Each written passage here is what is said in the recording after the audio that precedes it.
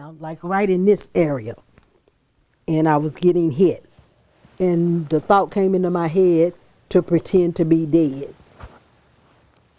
Beaten in her own home and left for dead. 5 years later, Mary Spalding's complaint about the LMPD police work in her case is finding validation.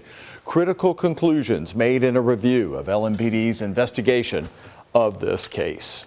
Well, the city's inspector general also says Spalding's case is a glaring example of why there is much room for improvement. It is our top story. Hello, everybody. I'm Doug Proffitt.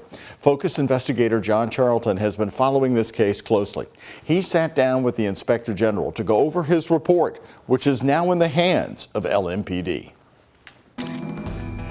My name is Mary Spalding. More than 5 years later, I am a victim of a violent crime. if she can't get an arrest, And I have been seeking justice and trying to get answers. she at least wants accountability Validate my concerns that I've had. for LMPD's handling of her case. Mary Spalding thought the investigation was seriously flawed, and she expected that the Inspector General, Edward Harness, and his office would come to the same conclusion. Those things that she said are right here. You guys are, it's consistent with what you're finding.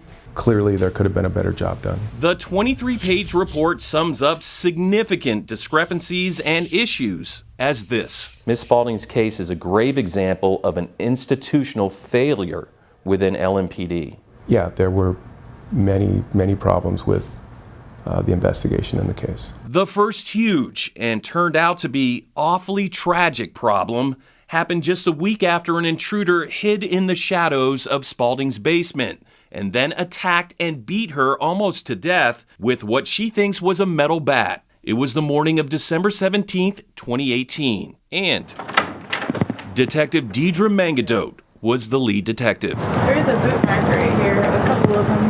Detective Mangadote With the officer trapped in the car. was killed exactly a week later on Christmas Eve when an MSD truck slammed into her parked cruiser during a traffic stop. Assumptions within LMPD was that the file Mangadote was building in the Spalding case was destroyed in the fiery crash. However, according to the OIG's report, 3 years later, that file was found on Detective Mangadote's desk. Should this have been considered a domestic violence case? It seemed to have fit the criteria for a domestic violence case, certainly. I'm not sure why that referral didn't go over to the DV unit. Spalding says not long before the attack, she had broken up with her fiancé and then refused to get back together with him, which angered him. Although Detective Mangadote suspected the ex-fiancé. Okay, we're driving down his street now. The detectives who later took over the case failed to bring him in for questioning. He was never questioned. Even though, as noted in the report, he had keys to Spalding's home and kept a small bat in his car, consistent with the weapon used in the brutal beating.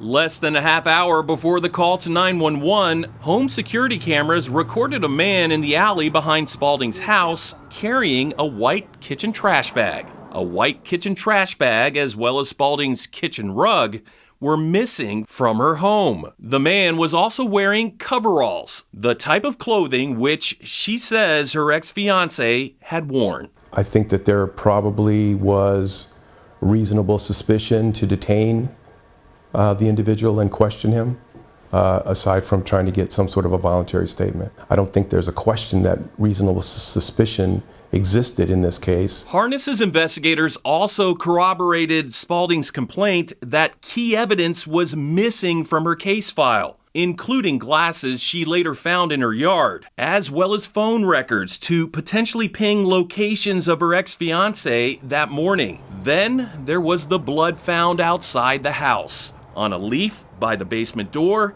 and all over the back steps. This was determined to be non-human blood. There's only two things: either it wasn't tested correctly or I'm not human, because I know it's my blood. The Inspector General's office concluded a crime scene tech, in fact, failed to allow enough time for accurate results. Is her case, and your review of her case, an impetus for all this change that you're recommending?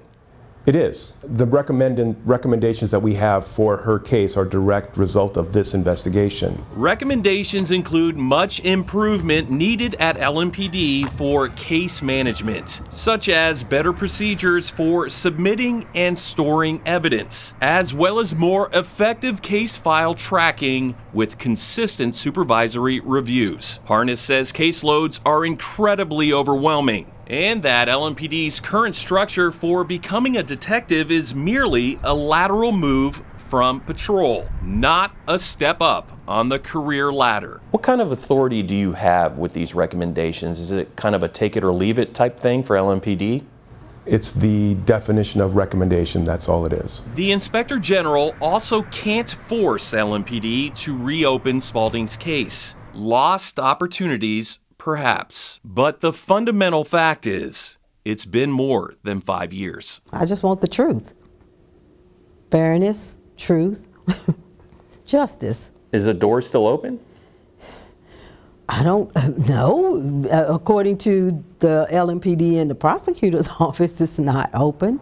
So, an attempted murderer appears to be getting away with it. John Charlton, WHS 11, on your side. And today, on this case, LMPD sent us a statement about their investigation, saying the police department is always trying to improve in all areas, including investigations. The statement goes on to read, as you can see here, quote, "We recognize that Ms. Spalding survived an unspeakable act of violence, and we remain committed to seeking justice for her. If new leads or information develop, they will be aggressively investigated with the hope of providing some closure to Ms. Spalding."